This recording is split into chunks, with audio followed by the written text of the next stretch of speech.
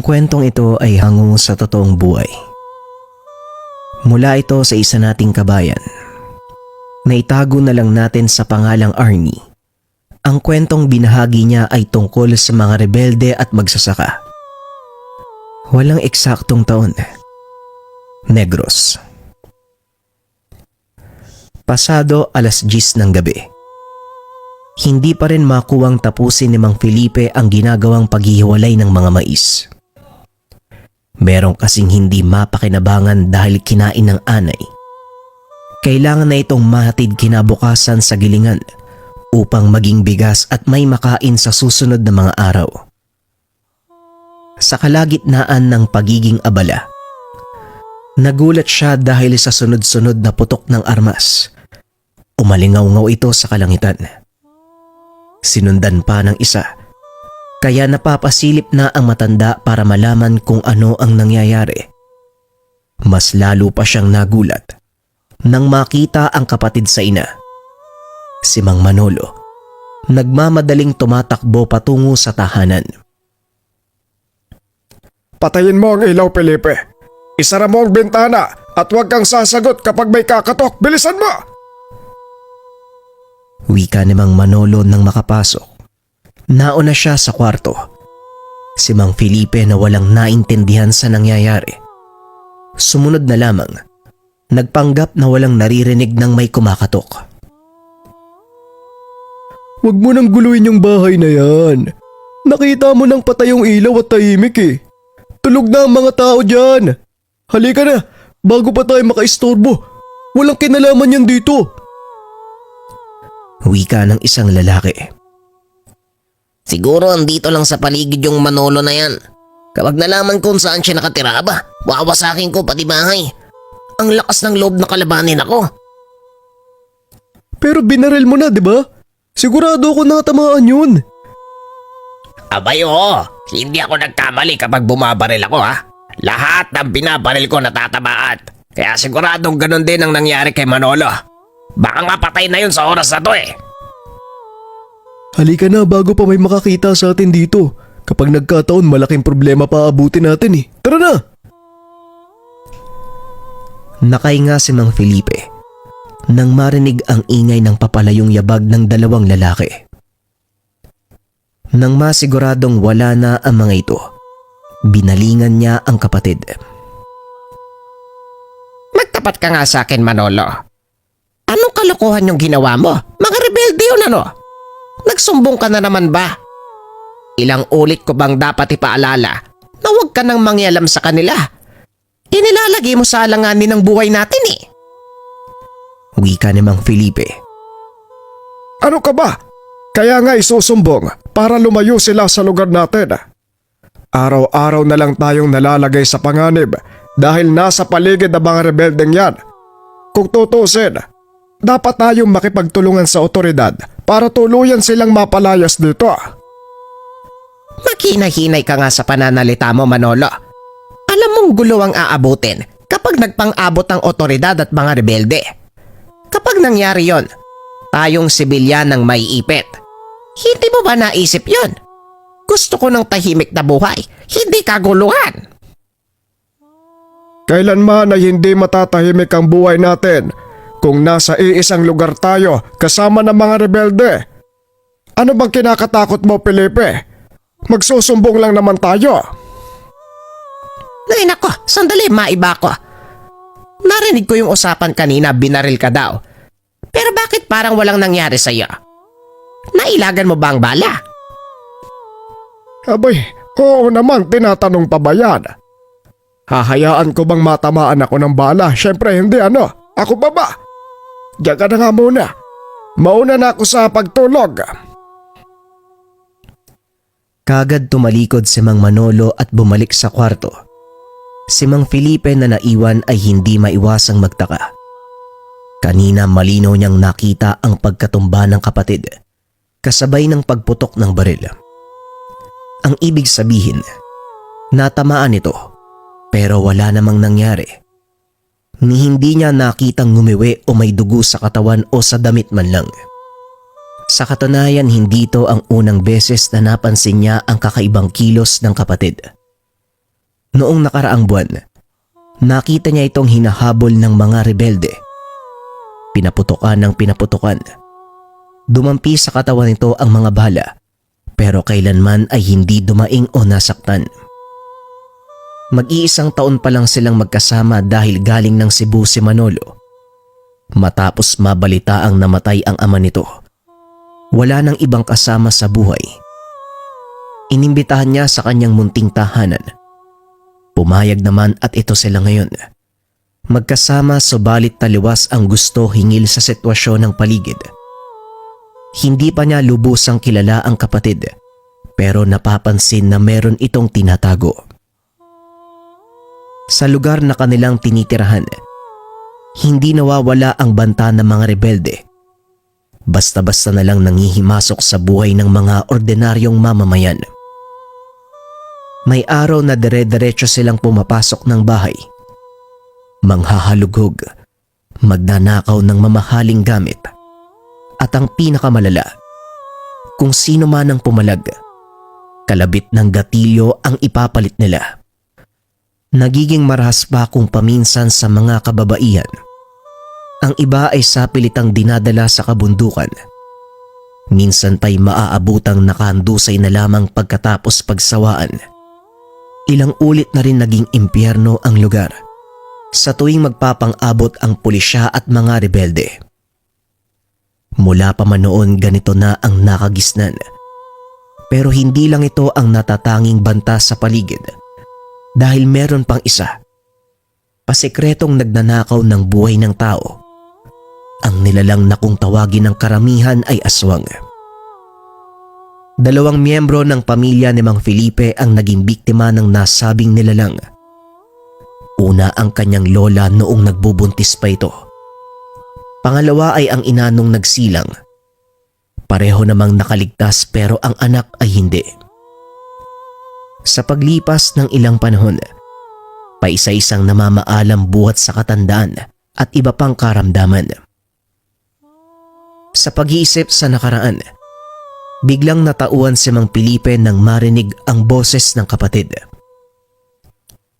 Hoy! Ang aga mong nakatulala, Felipe! Nakatulog ka ba o hindi? Parang ang lalim ng iniisip mo ah.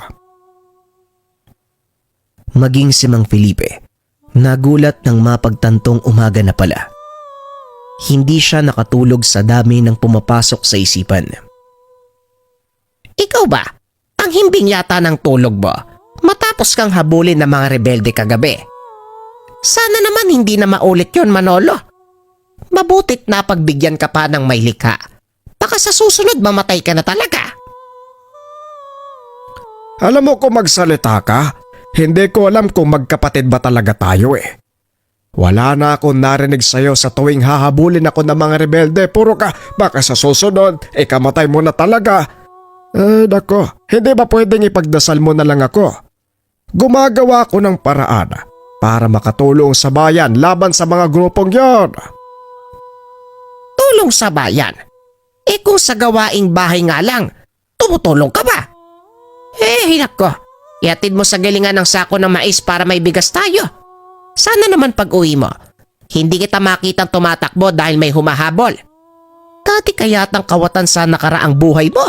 Lagi kang nagpapahabol. Itong gurang na to. Ay, nako, pwede ka naman mag-utos. Ang dami pang sinasabi. Isang sako lang ba? Oo, isang sako lang. Kaya dapat, mga 1 o 2 oras nakabalik ka na dito. Kapag lumampas, malilintikan ka talaga sa akin. Tandaan mo yan na. Hindi ka na bata. Gurang ka na. Oo na. Akala mo hindi siya matanda. Ang hilig mong manindak. Porket mas matanda ka sa akin tapos ako yung tinatawag mong gurag. Alis na nga ako. Pangit. Nang makaalis na ang kapatid, ibinuhos ni Mang Felipe ang atensyon sa paglilinis ng tahanan. Nang pasukin niya ang kwarto ni Mang Manolo para makuha ang lamparilla upang malagyan ng gas. Hindi siya makapaniwala sa nakita sa ibabaw ng mesa. Kwintas ng pangil ng kalabaw. Hindi lang 1 o 2 kung hindi 5. Napapakamot pa siya sa ulo sa pag-iisip. kung para saan ang mga bagay na ito. Nang matignan ang iba pang sulok ng kwarto, wala namang kahina-hinalang gamit, kaya isinawalang bahala na lang din. Aniya sa sarili, baka nakatawaan lamang ito ng kapatid.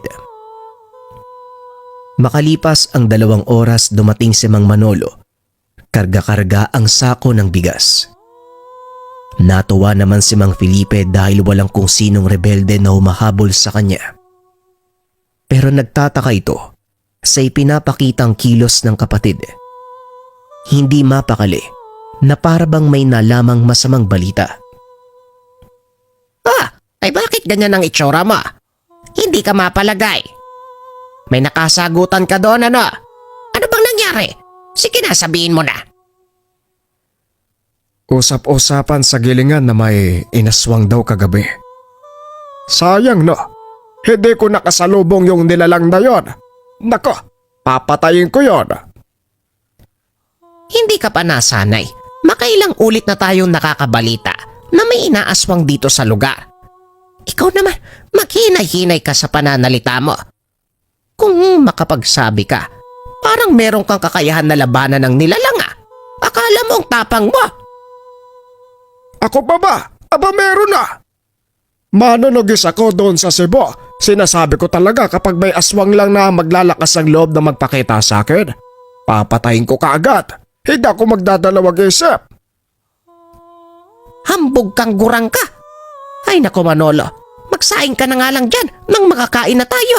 Anong oras na? Kahit iniba ni Mang Felipe ang usapan, sa isip-isip niya, may katotohanan ang sinabi ng kapatid. Kaso nga lang, hindi siya lubusang naniniwala sa kapatid niya patungkol sa ibang sinabi nito. Minsan niya nang narinig na may manunugis ng aswang sa Cebu. Nanirahan doon sa loob ng mahabang panahon ng kapatid. Kaya posible din ang binanggit nito. Kaso nga lang hindi siya kumbinsido. Felipe, isuot mo nga to. Proteksyon yan laban sa masasamang elemento. Lalo na sa mga bala, patalim. At saka palagi nating nakakaengkwentro sa araw-araw ang mga rebelde, di ba? Mainam yan na isuot mo. Nagtaka si Mang Felipe sa ibinigay na kwintas ng kapatid. Ito ang nakita niya sa kwarto. Ano to? Paano nagiging proteksyon ng pangil ng kalabaw, Aber? Puro kakalokohan. Huy, wag mo ko idamay dyan sa kabaliwan mo. Hindi ako nagloloko, Felipe. Oo, minsan mabiro akong tao pero pagdating sa ganitong usapin seryoso ko. Kailanman, hindi ko hahayaan na may aswang nagagala-gala dito tapos ang bibiktima na tao.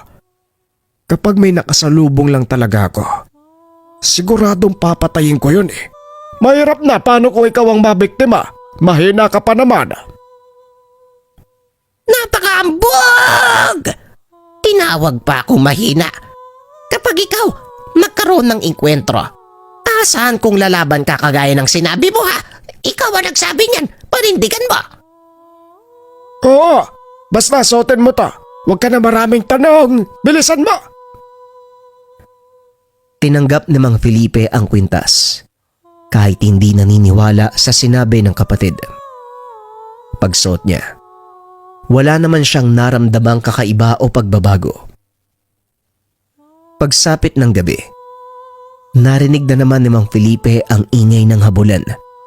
Kagad siyang napasilip sa pag-aakalang ang kapatid ang hinahabol. Pero napakunot ang noo dahil sa kakaibang nilalang na nakita. Mabilis ang pagtakbo, nawala kagad sa paningin. Sinundan nito ng mga aso na walang tigil sa pag-alulong at pagtahol. Napayakap din siya sa sarili dahil sa biglaang pagtayo ng mga balahibo sa katawan. Makalipas ang ilang sandali, nawala na rin ang kakaibang nararamdaman. Ibinuhos niya uli ang atensyon sa paggawa ng kape mula sa bigas na mais. Sa kalagitnaan nito dumating si Mang Manolo. Muli siyang nagtaka dahil sa kinikilos ng kapatid. Oh, ano na naman yan? May napansin ka na naman ba? Kaya ganyan ang kilos mo. May naaamoy ako eh. May dumaan bang aswang dito? Nandito pa yung samyo ng nilalang. Ay! Adik ka ba? Nananakot ka ba? Manolo nako, napeperwisyo na ako sa'yo ha. Sa tuwing uuwi ka, kung ano-ano ang sinasabi mo, may sayad ka? Felipe, seryoso ko. Huwag kang magbiro ng ganyan. May dumaan ba dito kanina? Meron naman pero hindi ko nakita ng malinaw. Ang bilis kong kumilos eh. Mga aso na humahabol lang ang naabutan ko. Nag-uunaan pa sa pag-alulong at pagtahol. Sinasabi ko na nga ba eh. May gumagala na namang aswag. Dito ka lang sa bahay. Huwag kang lalabas. At huwag na huwag mong huhubarin yung kwintas. Lalabas muna ako. Kakarating lang nitong gurang na to, alis na kagad. Aba, hindi ka ba nag-aapunan? Manolo! Pasaway talaga tong matanda na to. Sa edad mong yan, ang tigas pa ng ulo mo. Ay nako! Wala nang nagawa si Mang Felipe nang umalis ang kapatid. Hinatid na lamang niya ng tanaw habang sinusundan ng dinaanan ng nilalang kanina. Siya naman, hindi maiwasang kabahan sa kinikilos at sinasabi ni Mang Manolo. Pakiramdam niya tuloy, kailangan niyang maniwala na isa itong manunugis at dapat na siyang masanay sa gawain ito. Lumalim ng lumalim ang gabi. Hindi pa rin nakabalik ang kapatid. Ilang oras nang nabahala si Mang Felipe dahil kanina lang ay sunod-sunod na ang putukan ng baril. Galing ito sa kabundukan. Marahil nagkainitan na naman ng mga rebelde o hindi naman kaya may nakasalubong na ang mga kalaban.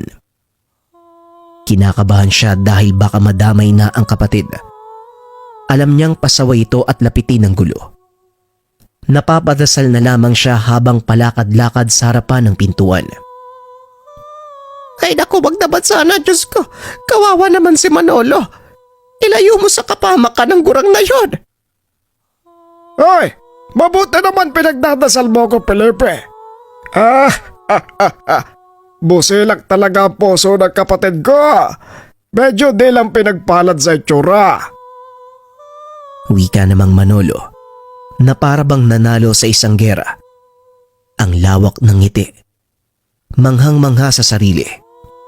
Meron pa bang natirang pagkain dyan? Nakakagutom talagang manugis ng aswang ano. Kanina pa nagrereklamo ang sikmura ko eh. Dumiretso na ito sa kusina. Pinagsandok ang sarili para makakain. Sumunod naman si Mang Felipe para mag-usisa. Nangangamoy malansa ka, Manolo. Ano bang ginawa mo sa labas? Saan ka ba nagpunta? Magsabi ka kasi para kang bata. Ikaw naman parang ama ko mag-alala.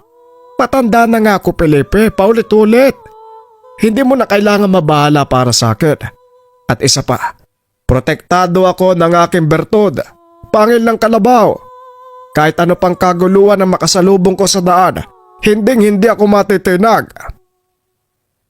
Umandar na naman yung pagiging hambog mo, Manolo. Kung pasaway ka sa Cebu, wag mong dalhin dito. Baka maisipan kong ibalik ka doon. Nandito na ako, Felipe. Hindi ko nagugustuhin pang bumalik doon. At saka mukhang kailangan ng serbisyo ko dito sa bayan niya. Kung ang pulisya magtatanggol sa mga sibilyan laban sa mga rebelde, ako nang bahala sa mga nilalag. Ako nang bahala sa mga aswag. Ewan ko sa'yo. Baliw! Mas lalo kong mababaliw din kapag makikinig pa ako sa'yo. Hugasan mo yung pinagkainan mo ha. Maglinis ka rin ng katawan. Napakabaho mo. Wika ni Mang Felipe. Kahit hindi pa sila magkasundo ni Mang Manolo, madalas silang magkasagutan dahil magkaiba ang paningin sa mga bagay-bagay. Palagi siyang nag-aalala. At ngayon mukhang lalong mababahala dahil sa panibagong kilos nito. Naisip pa niya na malalagay sa alanganin ang buhay nilang dalawa kapag nagkataon. Lumipas ang gabi. Sumikat na naman ang araw. Ang natirang binhi ay binilad ni Mang Felipe upang matuyo ng husto para maging binhi at maitanim muli. Binabantayan niya ito dahil may mga manok at ibon. Sa kalagitnaan nito, napatayo siya nang makita ang mga pulisya. Iilang armadong sundalo na tumitingin sa paligid. Dumaan lang ang mga ito kaya bumalik na rin sa pagbabantay ng binhi. Kakaupo lamang niya. Sumunod naman ang isang babaeng kahina-hinala sa kanyang paningin. Maganda ang labas na kaanyuan. Mestisa. Mukhang dayuhan pero hindi katangkaran. Huminto ito para magtanong. Manong, pwede ba akong makahingi na? Hindi natapos ng babae ang sasabihin nang mapansin ang kwintas ni Mang Felipe. Bago pa man makapagtanong ang matanda, nagmamadali na itong umalis sa lugar.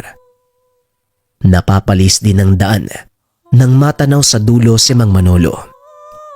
Ano bang meron sa babaeng yon? Daig bang nakakita ng demonyo ah? Natakot yon.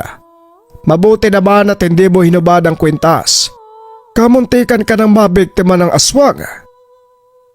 Ano naman ang kinalaman ng pangilang kalabaw? At saka, saan ka ba nagsususuot? Kanina pa kita hinahanap para matulungan ako sa gawain dito.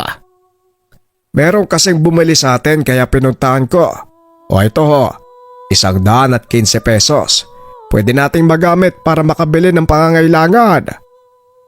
Saan mo nakuha tong pera? Ano bumili? Wala ka namang paninda. Yung 3 mutya, binili ng kakilala kong antigero sa bayan. Binenta ko dahil sayang naman.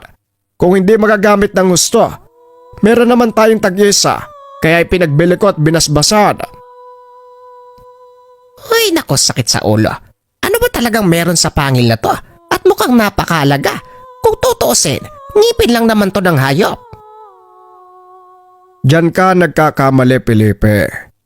Nabuhay ako sa piling ni Tio Pilo na isang antingero. Mutya ng pangil ng kalabaw ang kanyang pangunahing proteksyon laban sa mga aswag. Marami siyang koleksyon nito eh. Umabot sa 10 kaya binigay niya sa akin ng kalahati at dinala ko rito. Huwag mong sabihin na ngipin lang to. Dahil marami itong kayang gawin na hindi naiintindihan ng ordinaryong tao. Napabuntong hininga na lamang si Mang Felipe habang pinapakinggan ng kapatid. Unti-unti na siyang naniniwala dahil isang patunay na ang nangyari kanina. Ito yung paglapit ng babae na kaagad ding lumayo. Habang lumalapit ito ay nararamdaman niya ang kakaibang dating sa paligid. May naaamoy din siyang matinding pag-alingasaw. Naroon din ang kilabot. Pagtindig ng mga balahibo sa katawan. Dahil dito mas lalo pa siyang nangamba sa pag-iisip na baka ito naman ang simula ng panibagong hamon sa kanilang dalawa ni Mang Manolo. Pasado 4:00 ng hapon nang ligpitin ni Mang Felipe ang binilad. Siya lang ang gumawa. Wala na naman sa bahay si Mang Manolo. Kumukulo na naman ang kanyang dugo dahil sa kung kailan niya kailangan ng tulong, saka nawawala ang kapatid. Hindi na lang niya masyadong pinagtuunan ng pansin ng inis. Binilisan na lamang ang gawain. Bago ito matapos, nagmamadaling lumapit sa bahay si Mang Felipe. Papasok na sana siya nang pigilan ng mga rebeldeng bumaba ng kabundukan. Hindi nalalayong maghahasik na naman ang gulo. Kami na muna ang papasok. Tatag, mangunguha lang kami ng pagkain, dito ka lang sa labas at magbantay. Pag may pulis o sundalo magsabi ka kagad. Maliwanag? Napatango na lamang si Mang Felipe. Wala siyang laban sa mga armadong lalaki. Nakatutok pa sa kanya ang baril, kaya napatikom na lang ang bibig. Kinuha ng mga ito ang kakabiling bigas. Sinama na rin ang mga dilatang ulam, kape at asukal. Pagkatapos sa bahay niya, lumipat sa mga kapitbahay at ganun din ang ginawa. Napabuntong hininga na lamang ang matanda. Nasanay na siya sa ganitong sitwasyon. Pero sa tuwing mangyayari, hindi niya maiwasang mapaluha. Napangiti na lamang ang matanda. Nang makita ang itinabing pera, hindi nahanap ng mga rebeldeng tulisan. Makalipas ang ilang sandali ay dumating na si Mang Manolo. Abotenga ang pagkakangiti. May kargang kalahating sako ng mais. Matutuwa na sana si Mang Felipe. Subalit nang ibabaw ang damdamin, buhat sa nangyaring pangloloob ng mga rebelde. Pilit niyang pinigilan si Mang Manolo. Nagalit ito at nais gumanti. Ano ka ba, Manolo? Mga rebelde yon. Sa tingin mo ba, kapag umakyat ka ng kabundukan, makakababa ka ng buhay? Eh bago ka pa makarating doon, sasalubungin ka na ng bala. Magtigil ka ka! Natahimik na lang din si Mang Manolo. Ibinaling ang usapan sa ibang bagay. Nga pala, may mangyayaring anihan sa kabilang bayan. Nakapagsabi na ako kay Mang Dido na tutulong tayo para may tag-isang kaban kung sakali. Malawak ang taniman niya ng mais. Kaya siguradong makikinabang din tayo. Kagad tumango si Mang Felipe. Kahit papano, makakatulong sa kanilang dalawa ang matatanggap na parte. Kinabukasan, maaga silang lumakad upang hindi mahuli sa gawaing bukid. Buong maghapon silang nakabilad sa araw hanggang sa matapos ang anihan. Inabot na rin ng gabi dahil sa sobrang dami. Hindi matapos kagad-agad ang paghihiwalay. Bukas nyo na lang tapusin yan, Manolo. Gabi na, malayo pa ang uwian nyo. Wika ng may-ari ng maisan. Nasa kubo sa kalagitnaan ng taniman si Mang Manolo at Mang Felipe. Kanina pa nakauwi ang ibang tumulong sa pag-aani dahil may pamilya pang aasikasuin sa bahay. Sila na lang din ang nagpresenta na tumapos sa pagbabalat ng mais. At dahil sobrang dami nito, mukhang aabutin pa ng mahabang oras. Baka kaya naming tapusin hanggang umaga para handa na kung sakaling magdatingan ng mga suki mo bukas. O siya, kayo bahala. Nagdala ako ng kape at tinapay para kahit papano hindi kayo magutom. Bukas sa bukas, bibigyan ko kayo ng sahod. Nga pala, mamayang hating gabi, pumasok kayo sa loob ha. May gumagala kasing aswang dito, mahirap na. Ay nako, wag kang mag-alala. Kaya naming labanan ng aswang na yon. Huwag ka masyadong magpakampante. Marami nang namatay. Ilang buwan na rin ang lumipas mula nung huli namin narinig na may gumagalang aswang sa lugar na to. Pinapaalalahanan ko lang kayo. Malay nyo biglang sumulpot. O siya, sige na. Kailangan ko nang umuwi. Mag-iingat kayo rito. Tignan mo nga naman. Hindi ko akalain. May papamalas ko ang taglay na kakayahan ng mutya sa gabing ito. Kaya ka ba nagpresenta na maiwan tayo dito? Dahil dyan sa plano mo? Ay nako, Manolo, seryosong bagay to ha? Hindi ako nagbibiro, Felipe. Tignan mo kung anong gagawin ko mamaya. Napailing na lamang si Mang Felipe.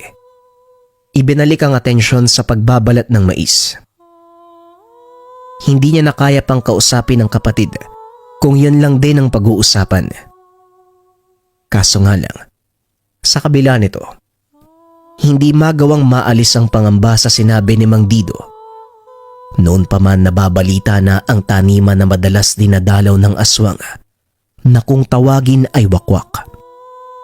Isang uri ng aswang na may pakpak. Ang huni ay katunog ng pangalan. Marami na rin ang usap-usapan. May nabiktima ang nilalang na ito sa mismong taniman. Kaya iniiwasan ng mga magsasaka sa lugar na abutan ng gabi.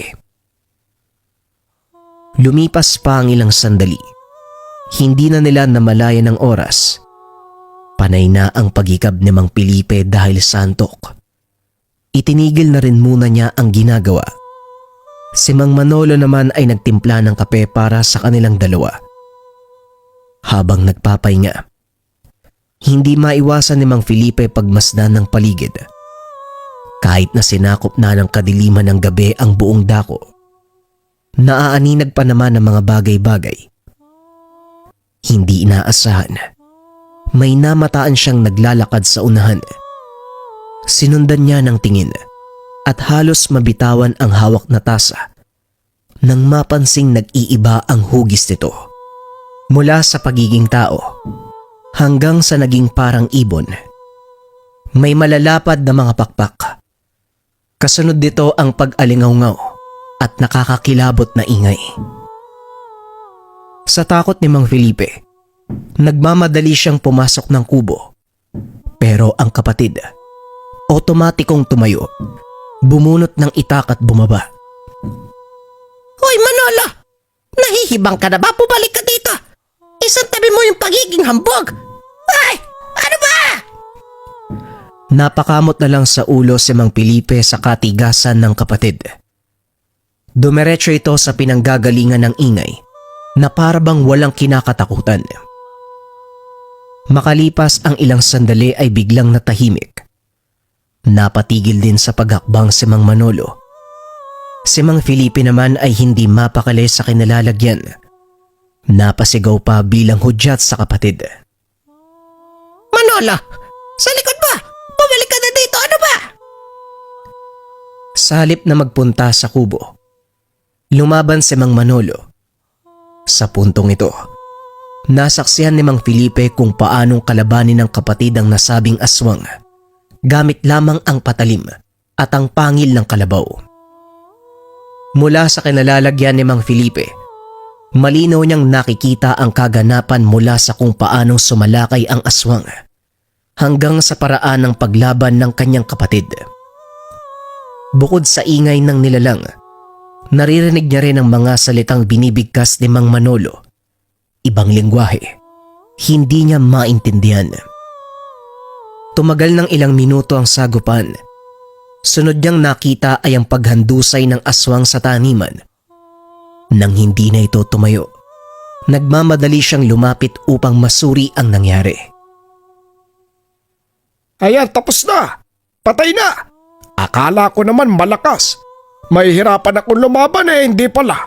Madali lang patumbayin. Natulala si Mang Felipe kay Mang Manolo at sa bangkay ng aswang. Sunod niyang tinignan ang kabuuan ng kapatid. Hindi ito nagtamo kahit maliit na pinsala. Paano wala ka sugat? Manolo, kitang-kita ko. Kinakalmot ka ng aswang tapos bakit ganyan? Sabi ko naman sa'yo na protektado ako ng pangil ng kalabaw. May taglay itong kabal. Hindi makakapayag na masugatan ng taong may tangan. Tignan mo, kahit galos wala ako. Ano, nagdududa ka pa? Dahil sa labis na gulat sa bagong nalaman, hindi na nakapagsalita si Mang Felipe. Napasunod na lang din siya sa utos ng kapatid.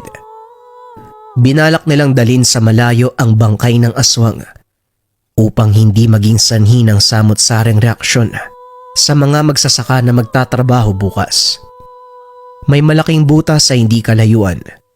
Nagsisilbing tambakan ng mga basura ng buong bayan. Doon nila tinapon ang nilalang.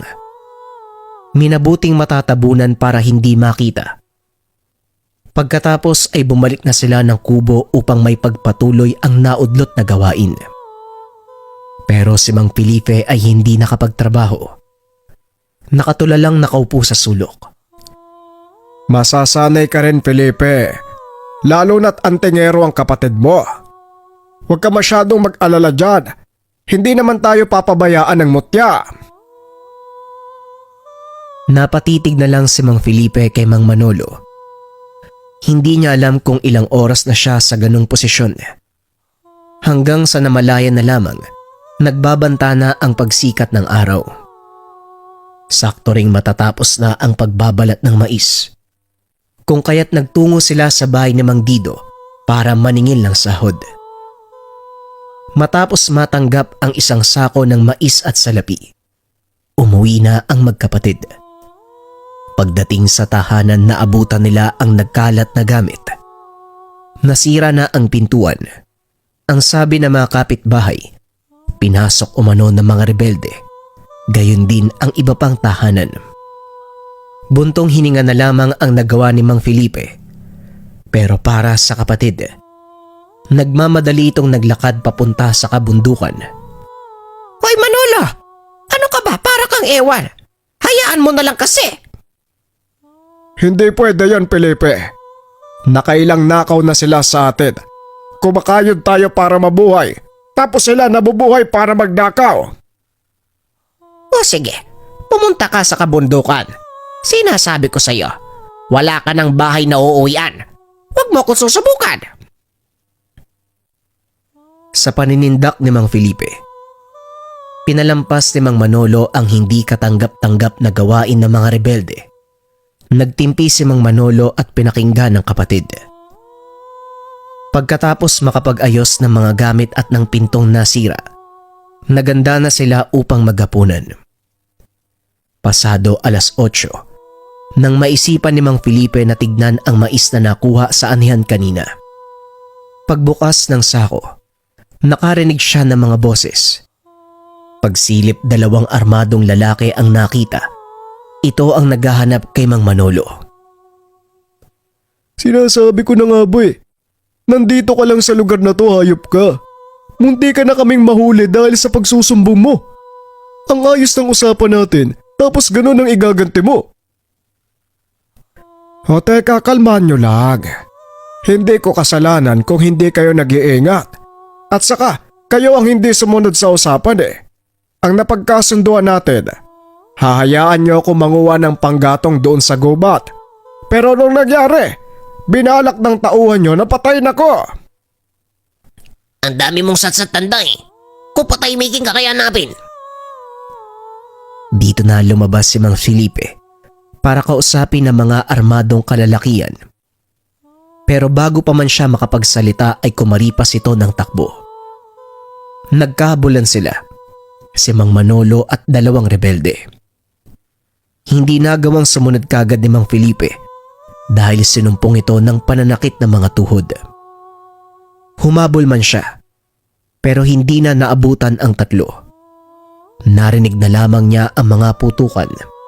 Palihim na nagdasal ang matanda para sa kaligtasan ng kapatid.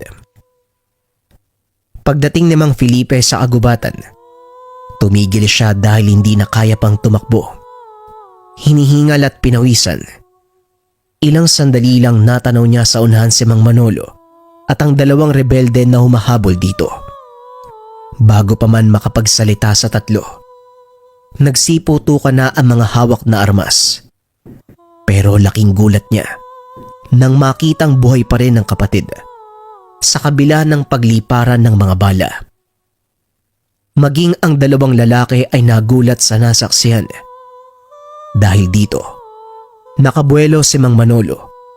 Parehong binigyan ng sugat sa magkabilang binti ang kalaban. Nagmamadali na rin itong umalis. Iniwan ang 2 na labis sa paghiyaw. Pagkarating sa tahanan, dito na siya nagtanong sa kapatid. Manolo, bakit mo naman binaril yung mga yon? Paano kung nakapatay ka? Ano gagawin mo? Pero malaking problema to. Baka madamay ang mga kababaryo. Felipe, mas nag-aalala ka sa mga lintik na yon kaysa sa kapatid mo. Nauna silang bumaril, gumanti lang ako. Malas lang nila dahil hindi ako tinatabla ng bala. At saka huwag kang mag-alala, hindi mamamatay ang 2 yon. Natahimik si Mang Felipe. Hindi may paliwanag ang nasaksihan kanina. Malinaw niyang nakita kung paanong sunod-sunod na pinaputukan ng 2 lalaki ang kapatid. Pero sa halip na humandusay, nanatiling nakatayo at nakaganti pa. Nang makaisip ng ideya, nilapitan niya si Mang Manolo at tinignan ng katawan. Wala siyang nakitang sugat pero may iilang pasa. Ganyan lang ang natamo ko, hindi sugat. At saka hindi naman masakit eh. Wala nga akong naging reaksyon, kita mo naman. Talaga nga bang may waga ang ngipin na to? Oo nga, kaya wag mong huhubarin. Proteksyon mo yan eh. Magtiwala ka ng buo. Ang mutya na ang bahala sa kaligtasan mo. Dahil marami na ang nasaksiyang patunay, naniwala na si Mang Felipe. Sa paglipas ng ilang linggo, napanatag ang kalooban ng lahat dahil hindi na nagparamdam ang mga rebelde. Napapadalas na rin ang pagroronda ng mga sundalo, kaya marahil nagtatago na ang nasabing grupo.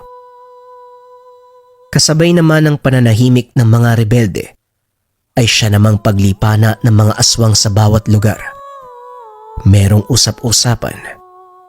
Wala namang taong napuruhan pero nagdulot ng takot sa lahat. Isa sa hindi mapakali ay si Mang Manolo. Siya bilang isang antingero na may kakayahang pumuksa ng mga nilalang na may masamang hangarin sa tao. Hindi matatahimik hanggat nabubuhay ang usaping ito. Maigpit naman siyang binantayan ni Mang Felipe dahil para dito, kahit meron pang pamprotektang mutya, hindi mahuhulaan ang posibleng mangyari sa kapatid. Hanggang sa dumating ang isang araw, isang buntis ang nabiktima sa kabilang baryo. Dito na naglakas ng loob si Mang Manolo na magmanman. Matalik na kaibigan ng kanilang pamilya ang nasabing kakilala, kaya ganun na lamang ang reaksyon nila. Grabe, hindi na naawa sa bata. Hindi pa nga nakakalabas, pinatay na kaagad. Wika ni Mang Felipe. Ay walang pinipili ang aswa. Malas lang dahil anak ko ang naaktuhan. Bakit ba naman kasi hindi umuwi si Julio? Ayan tuloy, walang nagbantay. Wika ng ina ng biktima. Ilang beses na bang inaswang ang lugar nyo? Ngayon lang ba o may nangyari na ba noon? Tanong ni Mang Manolo. Mula pagkabata ko, hanggang siya ngayon mabibilang lang siya daliri. Pero nitong nakaraan sunod-sunod na. Anak ng kumare ko, buntis na dali din. Walang nakakakilala o nakakaalam sa aswang na dumatalaw sa lugar na to. Tugon ng ginang. Sigurado akong babalik ang aswang dahil may mga kapitbahay pa kayong buntis. Hayaan nyo, Aling Giling. Dito muna kami ni Felipe para magbantay. Tutugisin natin ang nilalang na yan. Maraming salamat kung ganon. Pero paano nyo naman mauhuli? Malakas yung nilalang na yon. Tanging tao na may tangan na mutya o anting-anting ang makakatapat. Meron ba kayo niyan? Baka madaan ho namin sa mano-manong laban, Aling Giling. Meron namang aswang na hindi kalakasan. Yung kayang tapatan ng lakas ng tao. Sagot ni Mang Felipe. Inunahan niya ang kapatid bago pa madulas na meron silang tangan. Hindi niya alam kung bakit yun ang nasabi. Pero para sa kanya, mas mabuting silang dalawa lang ang nakakaalam na meron silang mutya. Katulad ng sinabi ni Mang Manolo, nanatili sila sa bahay ng kakilala para silang tanod na palakad-lakad sa harapan at likod ng bahay. Maging sa paligid ay nagmanman sila. Si Mang Felipe naman, hinaba ng pasensya sa ginagawa dahil ayaw iwanan ang kapatid. Lalo na kilala niya kung paano ito kumilos. Padalos-dalos at tila hindi nag-iisip. Napapangibabawan kasi ng pagkahambog at masyadong bilib sa sarili. Felipe, alam kong inaantok ka na. Pumasok ka na doon at magpahinga. Hindi mo na kailangan makisali sa pagbabantay dito. Kaya ko na to. Huwag kang maingay, Manolo. Hayaan mo ko dito. Mas mabuti na ang ganito para may magpapaalala sa'yo. Padalos-dalos ka pa naman. Tumango na lamang si Mang Manolo. Hinayaan ng kapatid na samahan siya. Nag-antay sila ng ilang oras hanggang sa sumapit na ang 12:00. Nakailang tawag na rin sa kanila si Mang Julio, ang asawa ni Aling Giling. Gusto silang papasukin para makapagpahinga pero ayaw ni Mang Manolo. Wala nang nagawa ang matanda kung hindi hayaan ang dalawa. Sa paglipas pa ng oras, Sa pagpatak ng 12:00 ng madaling araw, nasa bakuran si Mang Felipe at Mang Manolo, pati na rin si Mang Julio. Sinamahan niya ang magkapatid at inayang magkape. Ilang sandali lang bago maubos ang laman ng tasa, napalingon si Mang Manolo doon sa bandang unahan. Hinawakan niya ang mutya. Nang mapagtantong may nilalang, nagmamadali nitong dinampot ang itak sa baylakad. Alerto naman ang kapatid na kaagad na sumunod. Si Mang Julio ay naiwan. Nagmamadaling pumasok ng bahay para sa kaligtasan. Manolo, ano bang meron at wala kang pasabi? Basta-basta ka nalang tumatayo at lumalakad. Saan ba tayo pupunta? At puro kahoy ang nakapaligid. Kahit kailan ang ingay mo talaga, Felipe. Hindi mo ba napapansin ang pag-init ng mutya? Senyales yan na may aswang sa paligid.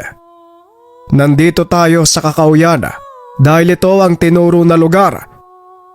Oh, ayun na. Kita mo yung nakadapa sa damuhan? Yan ang aswang na tinutukoy ng mutya. Halika na, pagtulungan natin ang isang yan. Kagad napahawak ng kwinta si Mang Felipe. Katulad ng sinabi ng kapatid ay umiinit nga ito.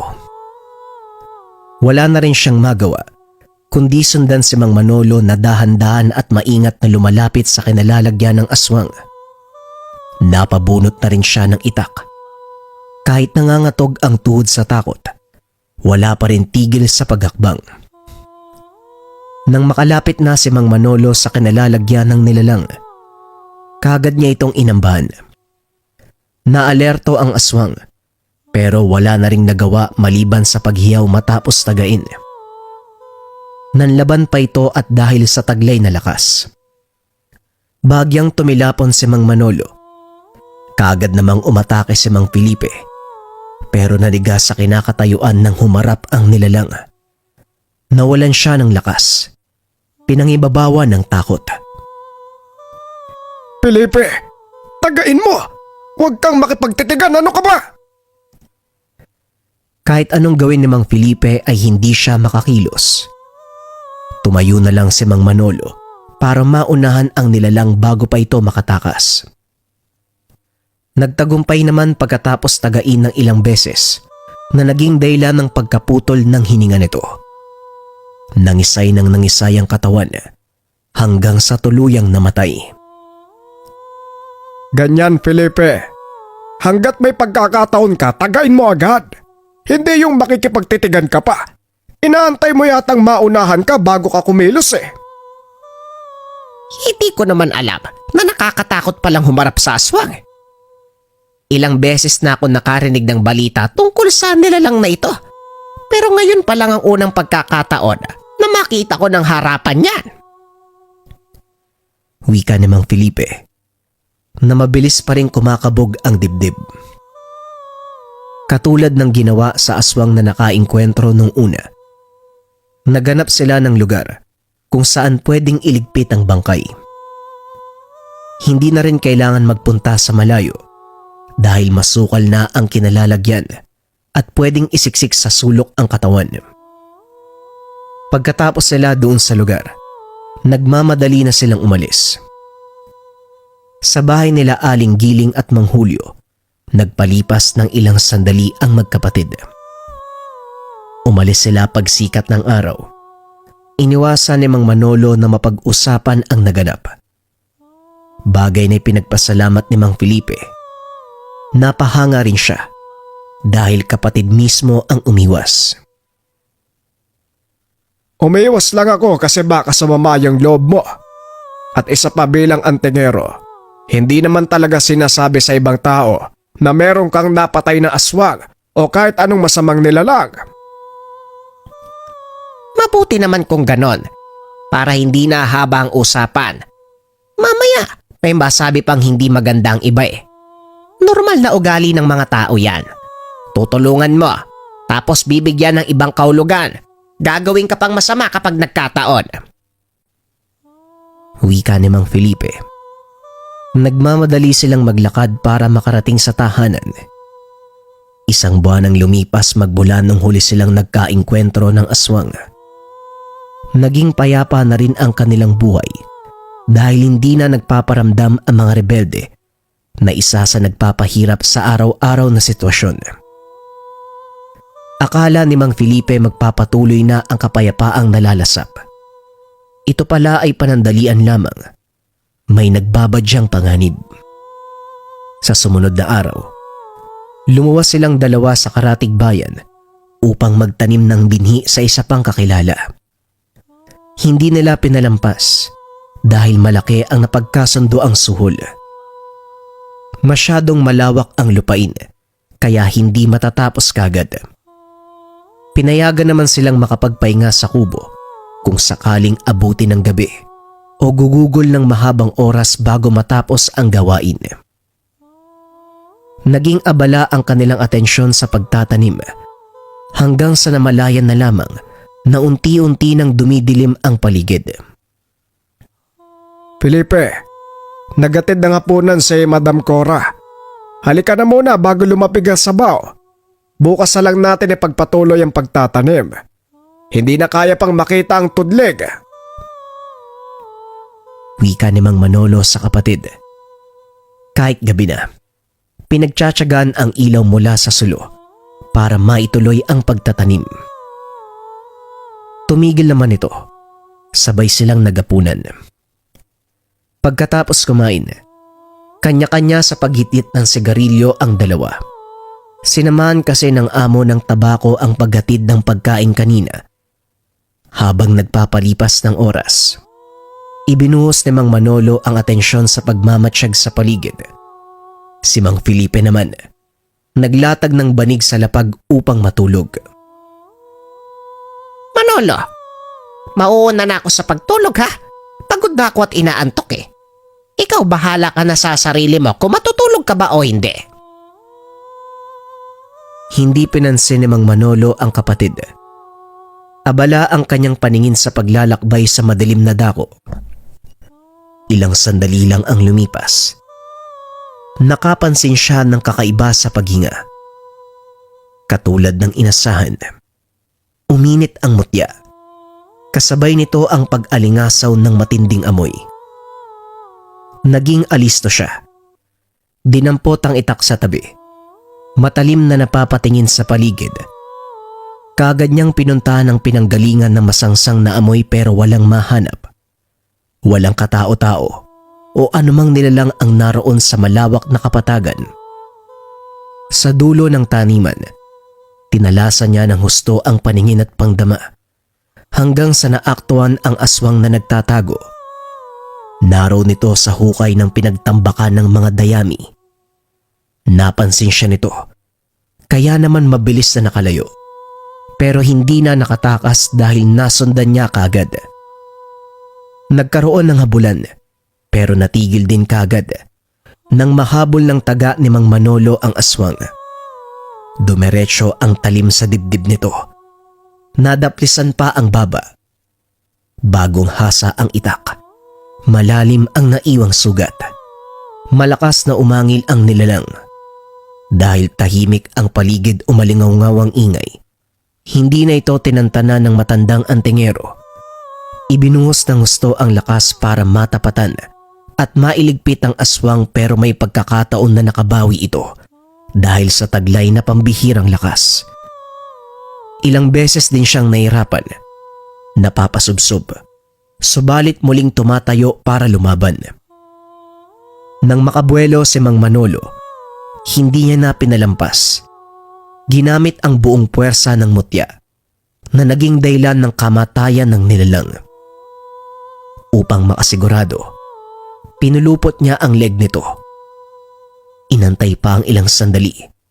Tinignan kung kikilos ba. Hindi na kontento si Mang Manolo. Pinugot niya ang ulo ng aswang. Pagkabalik niya sa kubo, bumungad ang kapatid na mahimbing na natutulog. Malakas pa ang hilik. Hindi na rin niya ginising.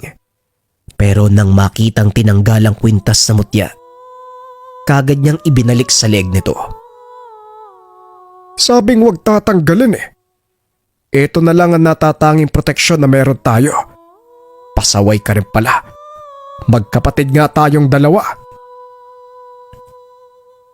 Napailing na lamang si Mang Manolo at sa halip na matulog, bumalik siya sa labas upang linisin ang mantsa ng dugo ng aswang na kumapit sa patalim. Tubig at sabon lamang ang kanyang ginamit upang mabura.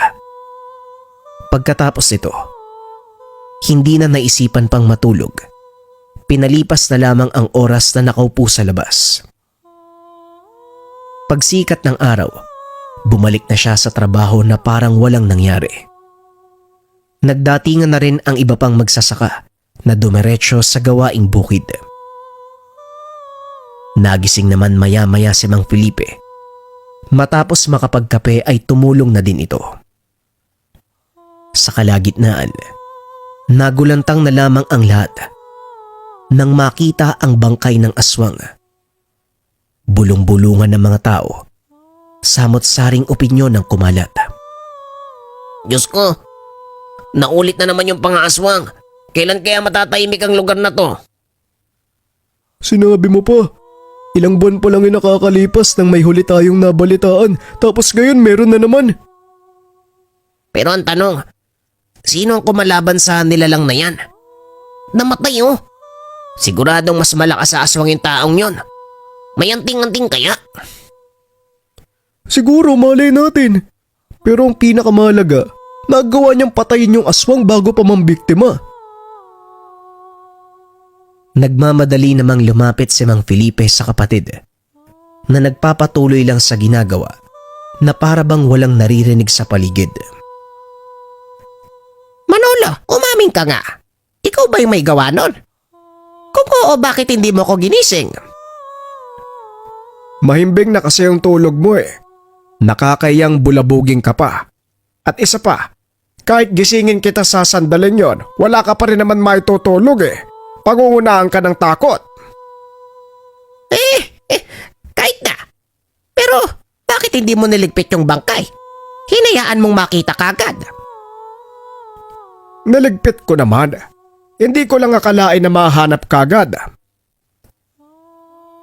Napabuntong hininga si Mang Felipe sa sinabi ng kapatid. Ni hindi man lang ito nag-abala na huminto sa trabaho para kausapin siya ng maayos. Hinayaan niya na lang din at nagpatuloy na sa trabaho. Pagsapit ng hapon natapos na ang gawain, nagbigay kagad ng suhol si Madam Cora na siyang nagmamay-ari ng taniman kaya hindi na nagtagal sa lugar ang magkapatid. Lumipas pa ang mga araw. Wala na silang naririnig na insidenteng may kinalaman sa aswang. Naibuhos na rin ng magkapatid ang atensyon sa pagtanggap ng mga gawaing bukid, kapalit ng salapi at bunga ng pananim bilang suhol. Kahit wala na silang nakakaengkwentrong nilalang, tangan-tangan pa rin nila ang mutya. Kahit si Mang Felipe na hindi naniniwala noon, ngayon hindi na makakapayag na mahubad ang kwintas sa kanya. Paulit-ulit siyang pinapaalalahanan ni Mang Manolo hanggang sa nasanay na lamang. Naging payapa na ang paligid sa usaping aswang, pero patuloy pa ring nagdurusa sa banta ng mga rebelde na basta-basta na lamang ng loloob sa mga tahanan. Swerte lang sa parte ng magkapatid dahil kahit ilang bala pa ang dumampi sa katawan, hinding-hindi tatablan ang kambal matandang antingero. Maraming salamat sa pakikinig ng ating kwento mga kabayan. Sobrang nakakatuwa yung mga ganitong type ng storya kasi parehong makulit yung bida. Kumaga parehong matanda. Kaya aliw na aliw ako habang ninanarrate ko siya. Pero nakakamangha din ano? Isang naniniwala sa dulo, dalawa na silang naniwala sa tangan. Talagang hanggat hindi mo nararanasan ng isang bagay, hindi mababago yung paniniwala nyo eh. Kaya mga kabayan, kapag meron kayo nakaengkwentro na sasabihin, di ako naniniwala sa ganyan, hayaan nyo lang sila mga kabayan. Yung mga hindi nakikinig kapag pinagsasabihan, hayaan yung maranasan na lang isang bagay. Pagtagal sila mismo yung lalapit sa inyo sasabihin nila totoo pala yung sinasabi nyo. Lamang maraming salamat. Paalam.